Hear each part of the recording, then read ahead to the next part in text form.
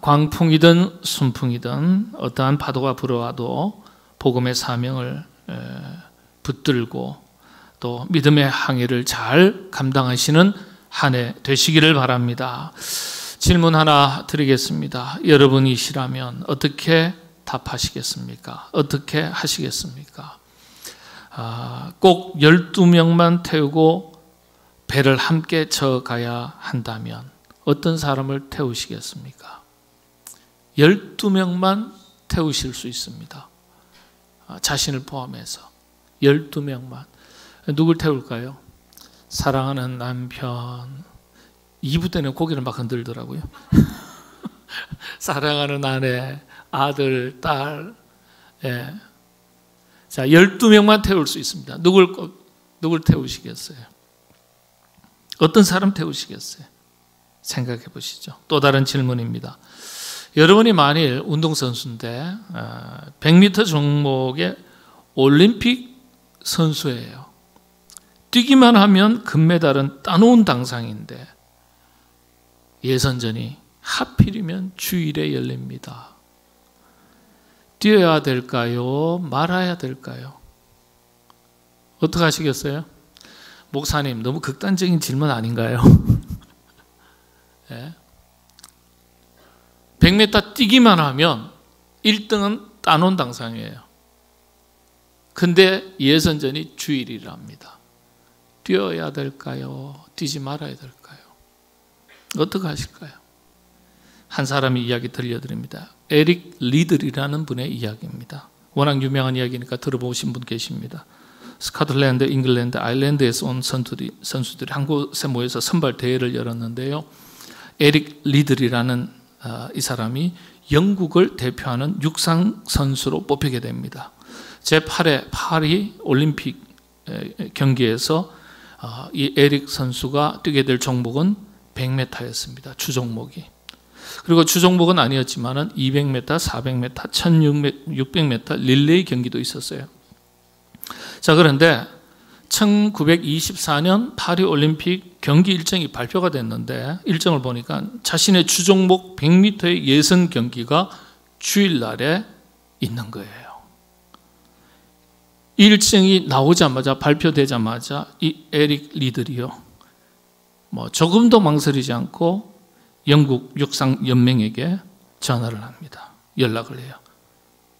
이 한마디를 하면서 자신은 출전할 수 없습니다. 이렇게 이야기한 거예요. 저는 주일에는 뛰지 않습니다. 저는 주일에는 뛰지 않습니다. 단순히 주일에는 뛰지 않는다는 얘기가 아니고요. 자기 안에는 어떤 것으로도 양보할 수 없고 타협할 수 없는 영적인 기준이 있다는 뜻이에요. 이 영적인 기준을 따라서 자신은 뛰지 않는다는 거예요. 이 이야기를 하니까요, 가장 유력한 금메달 후보였던 에릭 리들의 출전 포기 사실이 알려지니까 영국 사회가 발칵 뒤집어졌어요. 세계 신기록을 기록했던 전 세계 육상계에서도요, 이 에릭 리들 선수에 대해서 이야기가 막 무성하게 올라오는 거예요. 그런데 에릭 리들은요, 조금도 갈등하지 않고 주일인데 출전해야 되냐 말아야 되냐, 내 양심으로, 신앙의 양심으로 이걸 해야 되냐 안 해야 되냐, 나중에 인터뷰를 하는데요, 고민한 적이 단 한 번도 없대요. 왜냐? 자신은 어린 시절부터 선교사님이셨던 부모님 밑에서 신앙 훈련을 받은 대로 그렇게 내렸던 믿음의 결정이었기 때문에 고민이 하나도 안 되더라는 거예요. 주일은 안 됩니다. 다른 어떤 설명도 붙이지 않고 저는 주일에는 안 됩니다. 주일이기 때문에 안 됩니다. 그러니까요, 수많은 사람들이 막 비난을 하는 거예요. 어떤 한 사람이 신문기사에서 이렇게 비난을 했습니다. 에릭은 신앙을 핑계로 자신의 조국을 버린 것이다. 그의 신앙은 편협하고 옹졸하기 그지없다. 또 다른 어떤 기자는요, 나 역시 하나님을 믿는 사람이다. 그러나 주일이기 때문에 뛰지 않겠다는 것은 핑계라고 생각한다. 그렇다면 그날 다른 경기에 참가하는 크리스찬들은 전부 다 믿음을 저버린 것인가? 이렇게 하면서 수많은 사람들이 공격을 한 거예요. 그러나 에릭은 믿음을 기준으로 내린 결정이었기 때문에 어떤 대꾸도 하지 않아요. 설명도 하지 않아요. 예. 결국 100m 경기를 뛰지 않았습니다. 뛰기 전에는 그래도 비난하면 혹시라도 뛰겠지 이런 생각을 했는데 정말 100m 경기를 뛰지 않았어요. 그랬더니 이 비난이 막 폭발합니다. 소나기처럼. 자, 그런 가운데 그 다음 주종목이 아닌데 400m 경기를 뛰게 됩니다. 놀랍게도요, 세계 신기록을 달성합니다. 금메달을 조국에 안겨줍니다.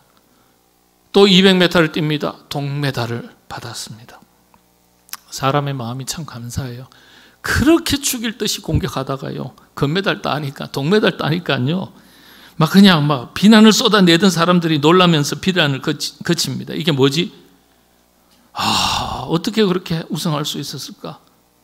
예? 어떻게 전반부가 아니라 후반부에 오히려 뛰는 속도가 더 빨랐을까? 독특한 기록이 있었어요. 막 그 이야기를 하는 거예요. 그랬더니 에릭이 이렇게 대답을 합니다. 제가 승리한 비결은 너무도 간단합니다. 처음 200m는 힘껏 저의 최선을 다해 빨리 달렸습니다. 그러나 나머지 200m는 하나님의 도우심으로 더 빨리 달릴 수 있었기 때문입니다. 예? 참 대단하죠. 그러니까 세계 신기록을 거머쥐었고요, 금메달을 땄고 동메달을 땄고요, 파리올림픽 육상 영웅으로 성공과 출세가 보장되었습니다. 그런데 이 모든 것을 버리고 부모님처럼 중국에서 선교사님으로 활동하다가 일본군 수용소에 잡혀서 1945년 중국의 웨이신 수용소에서 고문을 당하는 끝에 순교당했습니다. 복음의 일꾼, 완전한 순종의 사람, 에릭 니들이라는 사람의 이야기입니다. 이분에 대한 영화가 있어요. 제목이 불의 전차라는 제목입니다. 불의 전차. 이분이 남긴 유명한 한마디, 나는 주일에는 뛰지 않습니다. 쉽지 않은 일이에요. 그죠? 쉽지 않은 일이에요. 그 믿음의 원칙이, 영적 기준이 얼마나 철저했는지 몰라요. 이분 이야기를 들으면서 저는 옛날 1924년으로 되돌아갈 수 있으면 이 사람 꼭 한번 만났으면 좋겠다, 그런 생각이 들었습니다. 목사지만은 도전이 돼요. 함께 하고 싶은 사람을 찾으라면 이런 사람 아니겠습니까?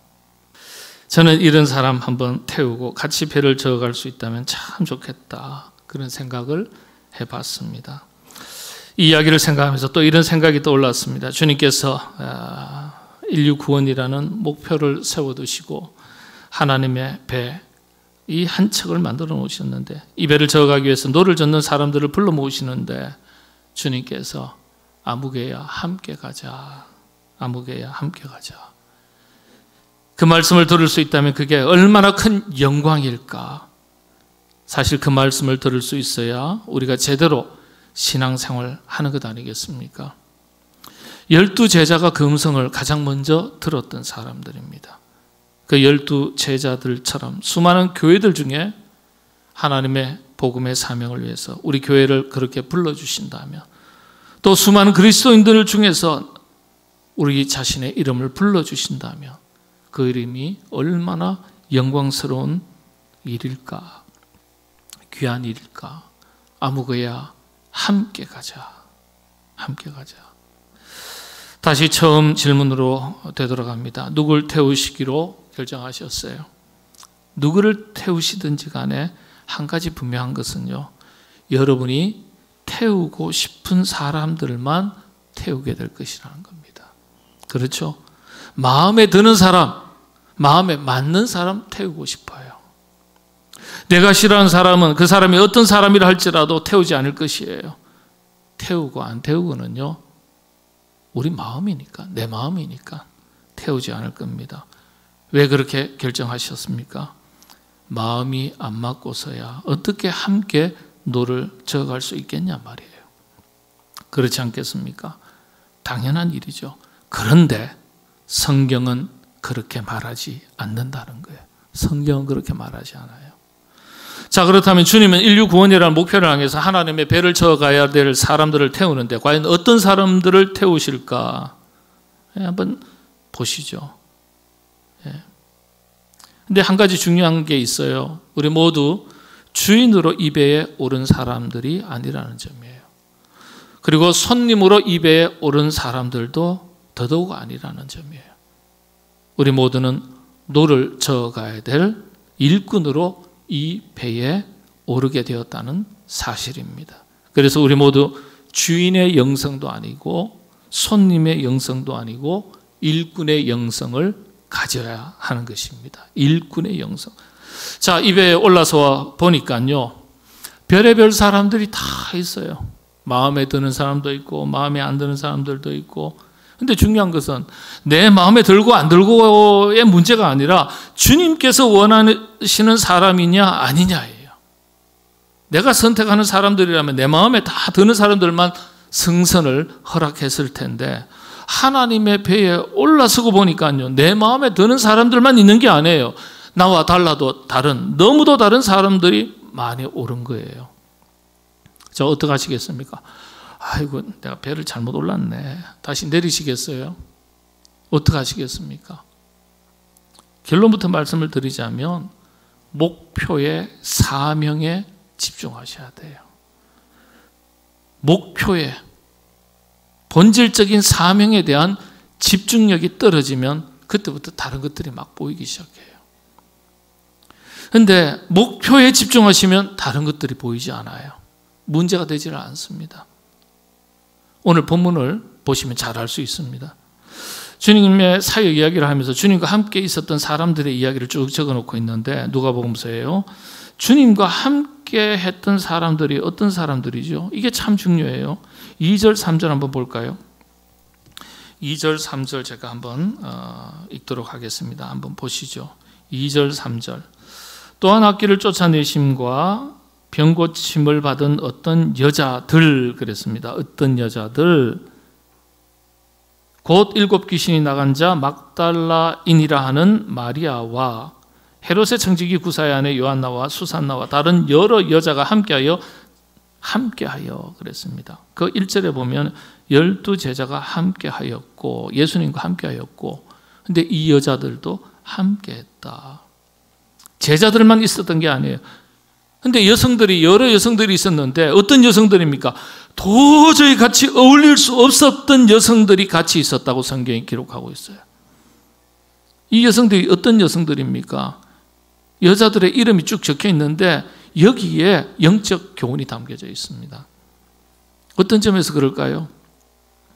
그 당시에 문화적 배경을 보면 관습에 따르면 여성들의 이름을 기록한다는 것, 언급한다는 것 자체가 파격적인 일입니다. 결코 쉬운 일이 아니에요. 그런데 오늘 이 여성들의 이름이 올라와 있습니다. 누구와 함께? 12 제자와 함께. 자, 그런데 이 여성들이 어떤 여성들이에요? 함께 도저히 할 수 없는 여성들이었어요.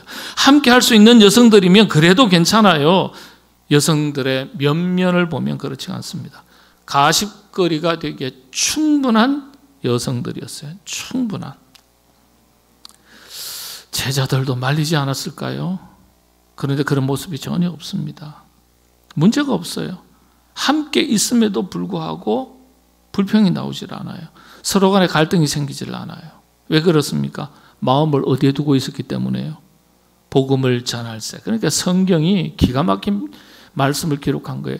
이 하나님의 말씀은 거대한 하나님, 엄청난 양의 하나님의 말씀을 압축했습니다. 그게 성경이에요. 그래서 성경은 한 구절 한 구절, 한 단어 한 단어가 그냥 기록된 단어가 아니에요. 1절 한번 보시죠. 그 후에 예수께서 각 성과 마을에 두루 다니시며 하나님의 나라를 선포하시며 그 복음을 전하실세. 그렇죠. 하나님 나라의 복음을 전하는 일에 같은 마음을 두고 있었기 때문에 그래서 함께하는 사람이 누구든지 어떤 사람인지 고민할 필요가 없었다는 거예요. 함께 다 했다는 거예요. 그렇습니다. 하나님의 사역을, 복음의 사명을 감당하는 일에는 누구나 사명에 집중하기만 하면 다른 것이 문제될 게 없습니다. 여성이든지 남성이든지 귀신이 들렸든지 아니면 정신이 온전하든지 배웠든지 못 배웠든지 문제가 되질 않습니다. 그래서 사도 바울이 그런 고백을 하는 거예요. 빌립보서 1장 15절에서 18절 말씀 제가 읽어드립니다. 어떤 이들은 투기와 분쟁으로 어떤 이들은 착한 뜻으로 그리스도를 전파하나니 이들은 내가 복음을 변장하기 위하여 세우심을 받은 줄을 알고 사랑으로 하나 그들은 나의 매임에 괴로움을 더하게 할 줄로 생각하여 순수하지 못하게 다툼으로 그리스도를 전파하느니라. 시기와 질투와 다툼을 가지고도 이 공동체에 참여하는 분들이 있다는 거예요. 그러면 무엇이냐? 그 치료로 하나 참으로 하나 무슨 방도로 하든지 전파되는 것은 그리스도니 이로써 나는 기뻐하고 또한 기뻐하리라. 결국은 예수님이 전해지면 나는 좀 불편해도 서로 달라도 좀 마음이 안 맞는 것 같아도 괜찮다 이렇게 얘기하는 거예요. 예? 주님이 전파된다면 기뻐할 일 아니겠느냐? 예? 사도 바울의 고백이 이런 고백입니다. 그래서 하나님께서 우리에게 주신 사명, 목표가 분명하면 다른 나머지 모든 것들, 다른 모든 것들은요 우리가 좀 이해하고 내려놓을 수 있어야 됩니다. 성경이 그걸 말하는 거예요. 그래서 오늘 성경은요 2절 3절에 주님과 함께 했던 12제자 외에 또 다른 여성들의 이름을 길게 적어 놓은 것입니다. 사도 바울은 그래서 이렇게 고백합니다. 에베소서 오늘 또 다른 본문이죠. 그러므로 주 안에서 같이 내가 너희를 권하노니 너희가 부르심을 받은 일에 합당하게 행하여 모든 겸손과 온유로 하고 오래 참음으로 사랑 가운데서 서로 용납하고 평안에 매는 줄로 성령이 하나 되게 하신 것을 힘써 지키라. 몸이 하나요 성령도 한 분이시니 이와 같이 너희가 부르심의 한 소망 안에서 부르심을 받았느니라. 성령 안에서 우리는 다 하나라는 거예요. 우리는 다 하나. 그런데 우리는요 조금만 안 맞으면 이 사람하고 일 못하겠다 저 사람하고 일 못하겠다 조금만 마음이 불편해지면은요 함께 일하기 싫다 그렇게 말합니다. 하나님께서 나를 뽑았다. 예를 들면요 함께 일하자고 하셔서 제가 뽑혔어요. 그런데 하나님께서 또 다른 사람을 또 뽑으셨어요. 그런데 제가 보니까 그 사람 보니까 제 마음에 안 드는 사람이에요. 그래서 제가 하나님 저 사람하고 도저히 저는 일 같이 못하겠습니다. 그렇게 말할 수 있겠습니까? 없죠. 뽑은 분이 누구예요? 주님인데. 그렇다면 하나님께서 내가 좋아하는 사람을 뽑으셨던 아니면 내가 싫어하는 사람을 뽑으셨던 관계없이 주님의 일을 하면 되는 거예요. 이게 부름받은 하나님의 일꾼으로서 하나님의 동역자로서 바른 신앙의 섬김의 자세입니다. 그래서 오늘 성경은요 12제자와 함께 했다는 그 이야기 뒤에 귀신 들려서 쓸모없었던 여성들을 다 적어놓은 거예요. 막달라 출신의 이 여성 마리아죠. 옛날에 7 귀신 들렸는데 7 귀신은요 당시에는요 미쳐도 제대로 미친 완전히 미친 여성을 사람을 가르칠 때 그렇게 관습적으로 표현해서 저 사람 7 귀신 들렸다고 7 귀신 그렇게 표현을 했어요. 그런 소리 듣던 여성들이에요. 예? 7 귀신 들렸다. 좀 실감이 안 나죠? 좀 피부에 와닿지 않죠? 미쳐도 단단히 미쳤다 이런 뜻이에요. 단단히 제대로 미쳤다. 그리스도의 몸된 교회를 섬기고 복음의 사명을 감당하는 일이라면 같이 일해야 돼요. 미친 사람이라 하더라도. 그래서 교회는 이런 사람 저런 사람 다 모입니다. 이런 조건 저런 조건 따지지도 말고 묻지도 말고 그냥 사명 따라 감당하시면 되는 것입니다. 이게 얼마나 좋은가요? 말씀을 마무리합니다. 자, 그렇다면 주님과 함께 동역하겠다는 사람의 삶의 모습이 어떤 것인가? 오늘 3절은 우리에게 중요한 것을 가르쳐 줍니다. 3절 함께 같이 한번 읽도록 하겠습니다. 시작합니다. 헤롯의 성직이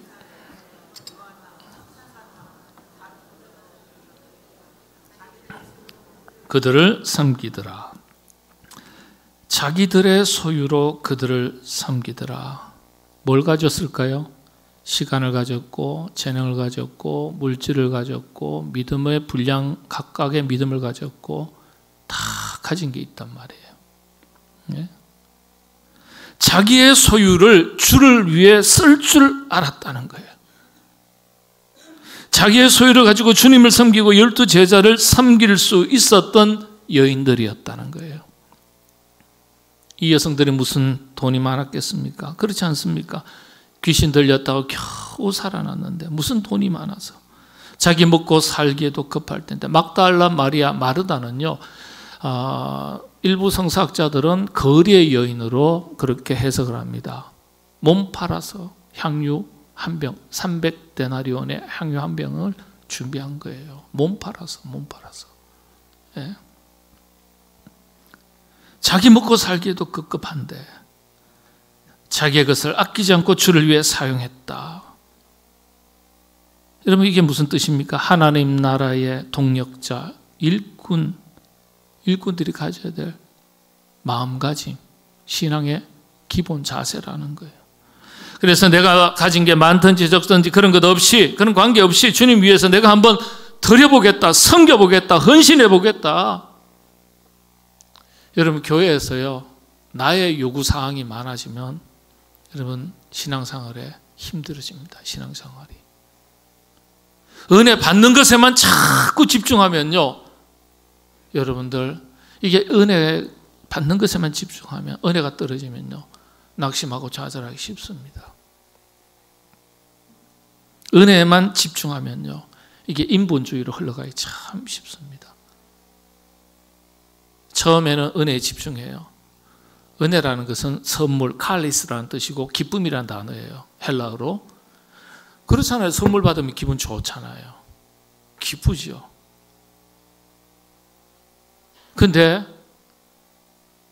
우리의 신앙이 좀 깊어지면 어느 단계로 바뀌는 줄 아세요? 받아서 이 선물 때문에 기뻐하고 행복해하고 즐거워하다가 나중에 우리의 시선이 어디로 옮겨갑니까? 이 선물을 주신 대상에게로 옮겨가는 거예요.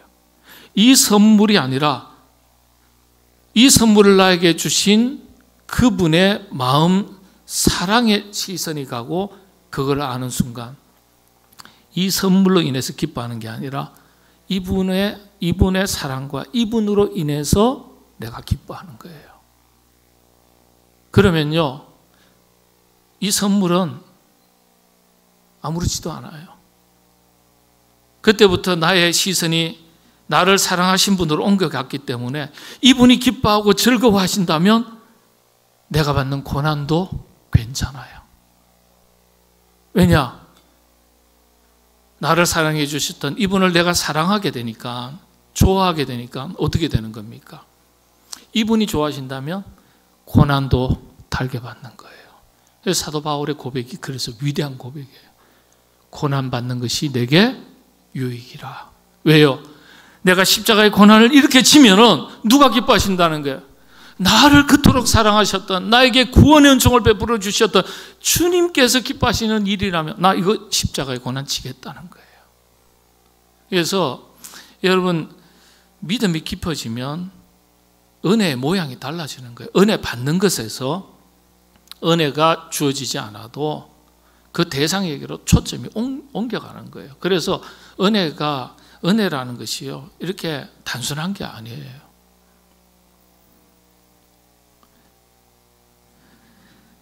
자기들의 소유로 저희들을 섬기더라. 그들을 섬기더라. 예. 고마움을 알고 은혜를 알니까 어떻게 해요? 내가 받은 은혜 때문에 내가 기뻐하는 게 아니라 오히려 그 은혜를 주셨던 분을 기쁘시게 해드리기 위해서 자기의 것을 기꺼이 드리면서 섬겼다는 얘기입니다. 저와 여러분, 우리 모든 성도님들, 주님께서 맡겨주신 복음의 사명을 잘 감당하시는 열정을 가지시고 한마음 한뜻이 되셔서 하나님의 배를 힘차게 잘 저어가는 2025년 이 한 해 될 수 있기를 바랍니다.